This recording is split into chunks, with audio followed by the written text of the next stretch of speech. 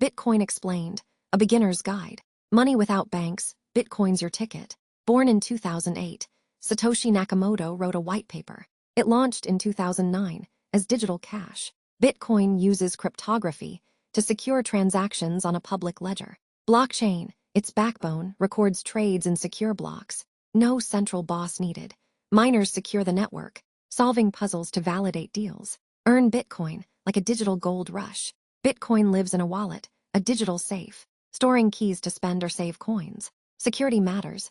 Use strong passwords. Hardware wallets avoid scams. Bitcoin's used for payments, remittances, or buying coffee at some spots. Pros: decentralized, inflation-resistant. Borderless.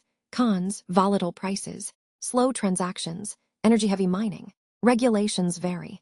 The US treats it as property. Some ban it.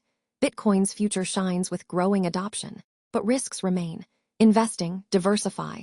Use dollar-cost averaging, never bet all. DeFi lends Bitcoin without banks.